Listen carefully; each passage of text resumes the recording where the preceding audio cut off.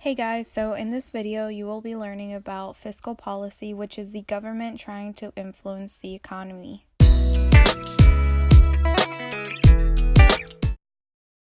Fiscal policy uses two tools, which the government uses to influence the economy. These tools are government spending and taxes.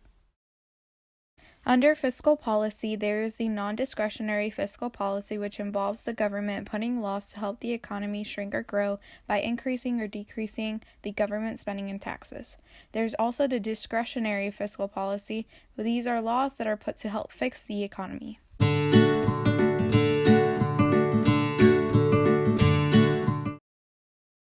Under discretionary and non-discretionary fiscal policies, there also exists something called progressive taxes.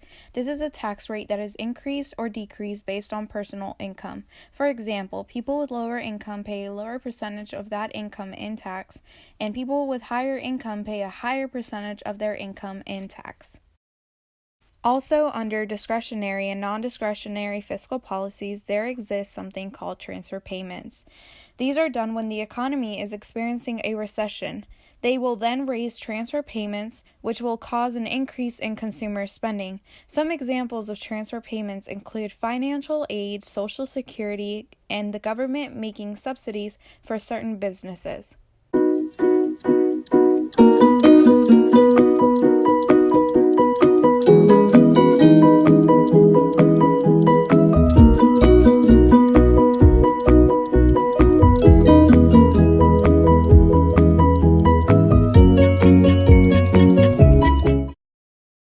Another policy that exists under fiscal policy is a contractionary policy. These are laws that reduce inflation, which decreases GDP. The government uses this to close an inflationary gap, which will then decrease government spending, increase taxes, and will result in a budget surplus. For all of us Walker students, we are very familiar with the contractionary fiscal policy arrows, which are illustrated above the definition.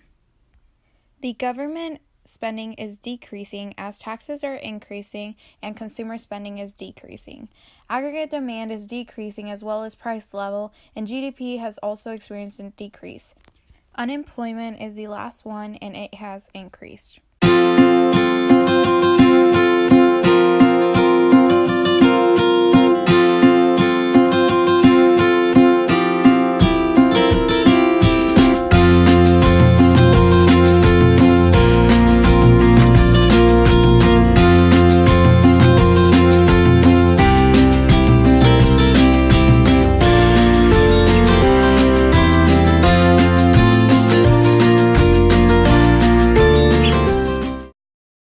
Along with contractionary policy, we also have something called expansionary policy. These help the economy grow. These are laws that are put by the government to reduce unemployment and increase GDP. These are usually used to close recessionary gaps, which causes an increase in government spending, a decrease in taxes, and results in a budget deficit. Just like the arrows we use in contractionary fiscal policy, we also have some for expansionary fiscal policy. In this policy, government spending has increased, taxes have decreased, and there has been an increase in consumer spending as well as in aggregate demand, price level, and GDP. These have resulted in a decrease in unemployment.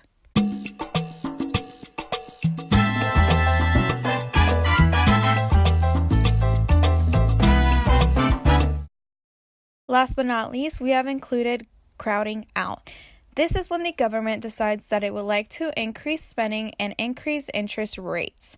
This might be done to stimulate the economy and pull it out of a recession. So instead, the government decides to borrow money in order to finance its increased spending. Normally, these kinds of things are measured on our loanable funds graph that we have drawn for you to the right. This shows how businesses do not want to invest and the problem that this will cause with the expansionary policy.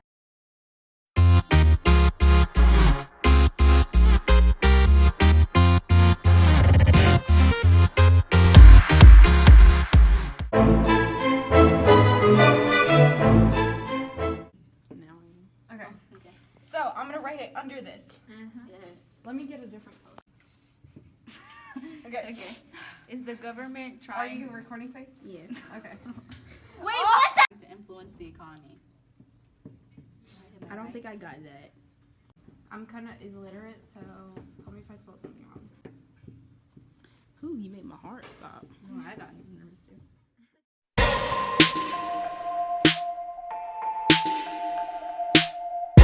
Nice to meet you.